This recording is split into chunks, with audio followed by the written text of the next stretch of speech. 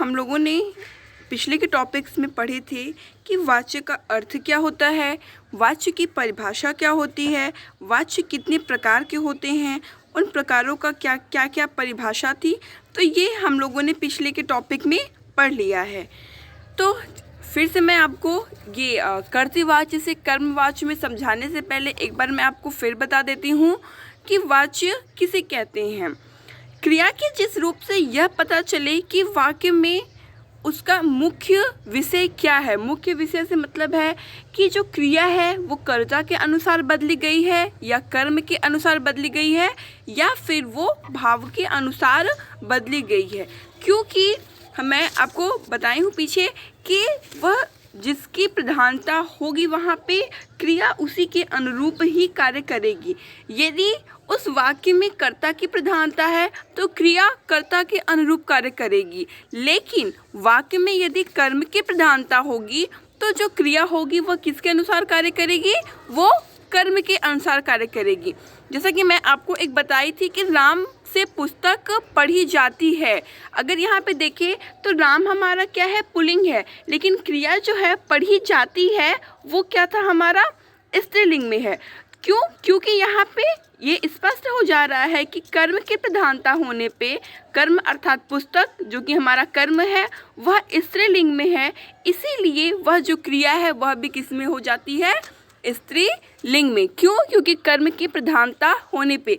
तो आगे मैं आपको इसमें दिखाऊंगी कि जब हम कर्तृवाच्य से कर्मवाच्य में बदलते हैं तो क्या क्या चीज़ें परिवर्तित होती है। देखते हैं पहला, उसमें आ, ई या ए जोड़ दिए जाते हैं। जब हम परिवर्तित करते हैं कर्तृवाच्य से कर्मवाच्य में तो उसमें आ, ई या ए जोड़ दिए जाते हैं।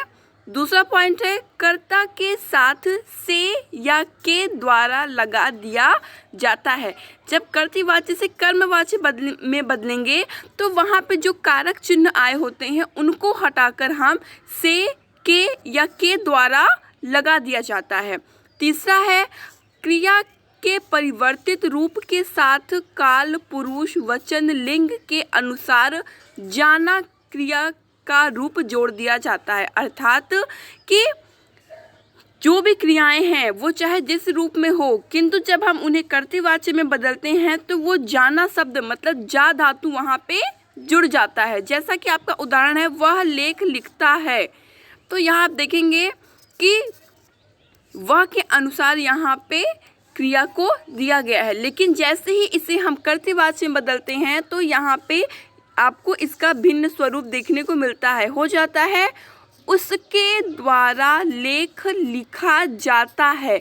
यही जाना जो क्रिया है वो यहाँ पे जा करके आ जाता है। मतलब कि जब क्रिया के परिवर्तित रूप के साथ काल, पुरुष, वचन, लिंग के अनुसार जैसा हमारा रहेगा क्रिया, अर्थात जब जो कर्म के अनुसार जो क्रिया लगेगी उसमें हम जाना क्रिया का रूप जोड़ देंगे। चाहे अगर यहाँ पे आप देखोगे कि लिखता का लिखा लिखा गया है, लेकिन जा यहाँ बोला गया है कि जब हम कर्मवाच्य में बदलते हैं तो वहाँ जाना या शब्द जोड़ दिया जाता है, इसीलिए यहाँ पे हम जाता लिखे हैं। तो वह लेख लिखता है हो जाएगा, उसके द्वारा लेख लिखा जाता है। ये किसमें परिवर्तित हुआ, आपका कर्मवाच्य में। दूसरा हमारा था, वह चित्र बनाएगा, तो हो जाएगा उसके द्वारा चित्र बनाया जाएगा। ये भी है यहाँ पे, तो यहाँ पे जाएगा हो जाएगा। ये आपका किसमें परिवर्तित हुआ है, कर्मवाच्य में। अब हम इसके दूसरे पे आते हैं जो कि है कर्मवाच्य से भाववाच्य में परिवर्तित करना। आप इसको एक बार ध्यान से देख लीजिएगा।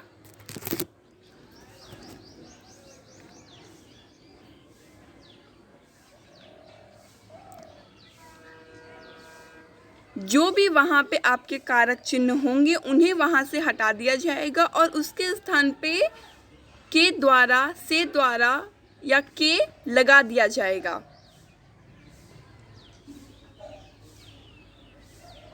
ठीक है। और जो आपका जाना क्रिया है, वह जो जाना शब्द है वह क्रिया में जोड़ दिया जाएगा। जैसे वह लेख लिखता है तो लिखा शब्द लिखा गया है, लेकिन उसके बाद वहाँ जाता है, मतलब वह जाना जो धातु है वह लगाना अनिवार्य रहता है, इसीलिए वहाँ यह लगाया गया है।